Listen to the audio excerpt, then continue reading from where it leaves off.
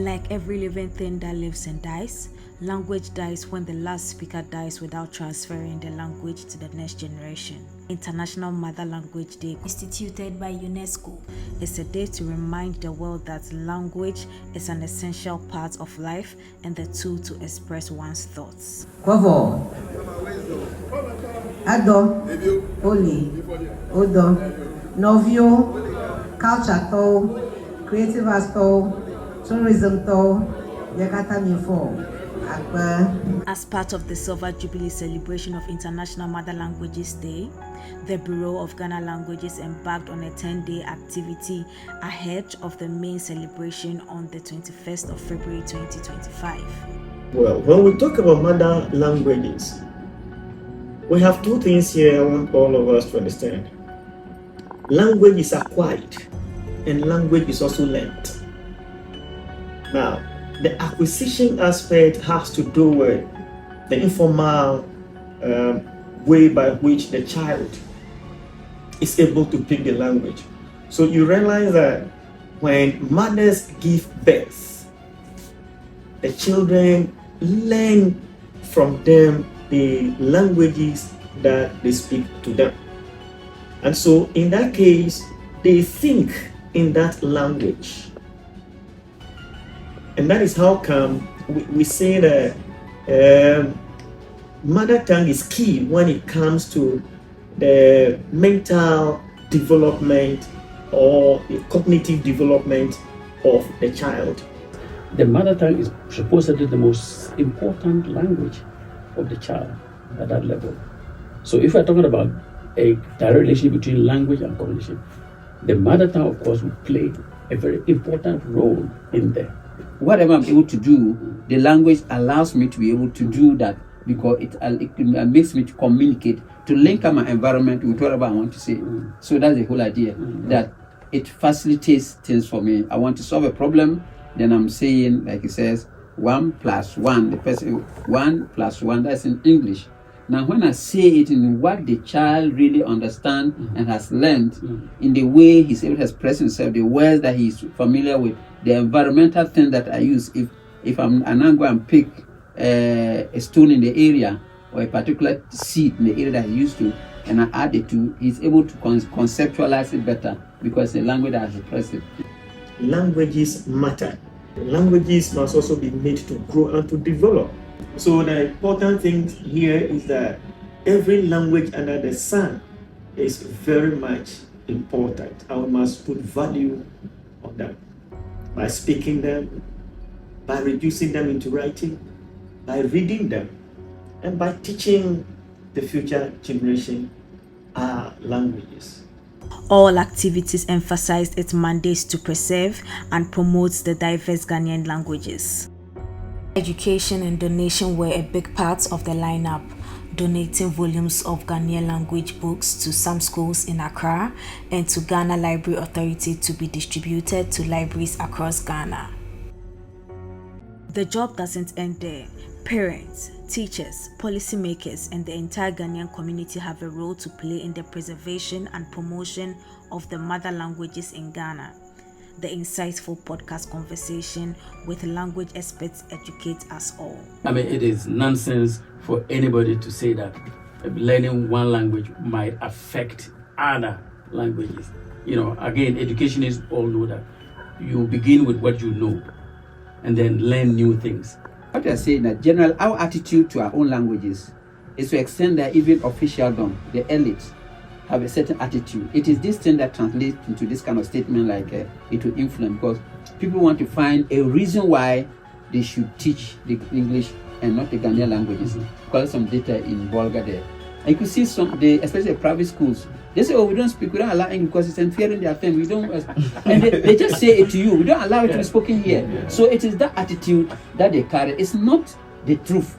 Unfortunately, perceptions sometimes can be so much deep-seated that people get it. And let everybody get this right. And as the professor said, a child can learn several languages at the same time.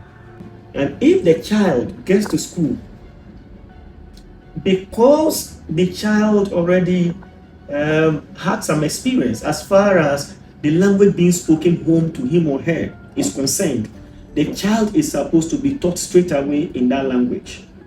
If you want the child to switch immediately, it will bring a problem. And so that is what has direct influence on the brain, or cognitive development as far as the child is concerned. And that is why, linguists or language experts will tell you that it is good that we teach children basically in their mother language, because the child thinks in that language. If a second language is introduced, the child will think first in the first language before the child will try to translate it into the second language. It takes some time. So it is very good that the child learns the first language and learns it very well. Once that is done, learning the second language becomes even very easy.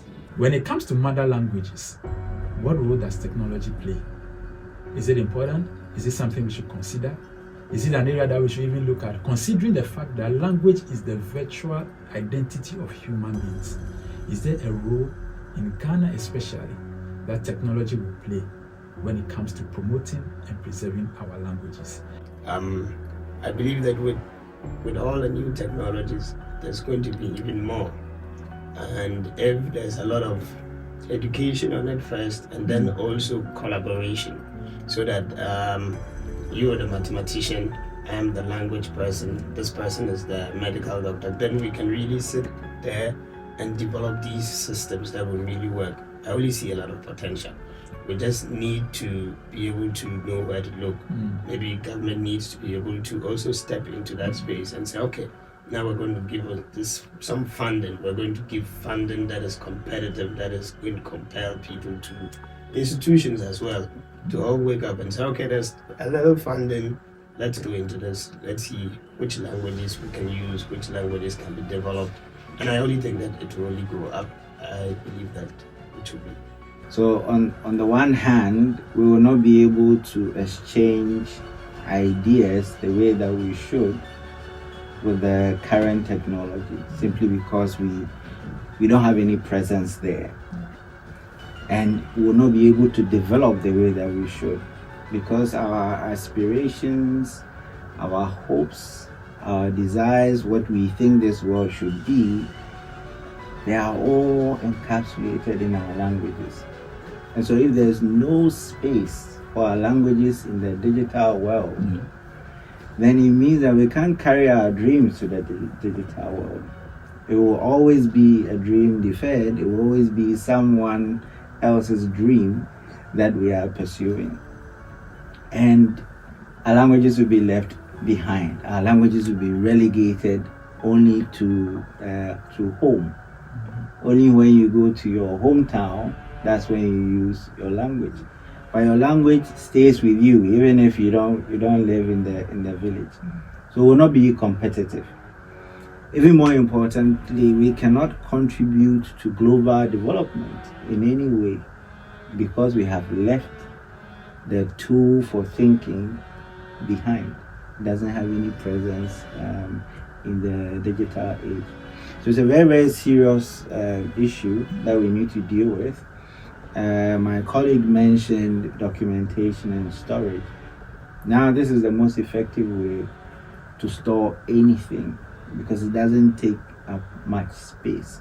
So at the end of the day, we are even going to be talking about a language policy that will be used. In that case, in our classrooms, there is a policy, there is something that would have to be done as far as teaching of the mother language is concerned. So we don't look down on it as compared to the other subjects. It's a key kind of a thing that we would need to tackle.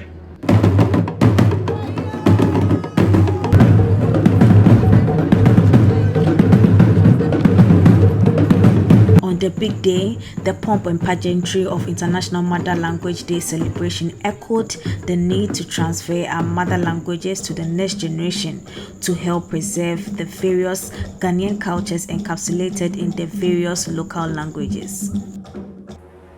Nelson Mandela said, if you talk to a man in a language he understands, that goes to his head. If you talk to him in his language, that goes to his heart. And I'm sure you can identify with that. When I hear the drums from my region, there's a certain bishi that descends from me. and I'm sure it happens to all of you in your languages. This quote encapsulates the significance of languages in connecting us to our heritage, our culture, and our very being. Languages are the fabric that weaves our cultures, traditions, and history together. They are the keys that unlock our identities, our values, and our perspectives. The newly unveiled podcast and recording studio is the Bureau of Ghana Languages' way of saying the education, preservation, and promotion of Ghanaian languages continues.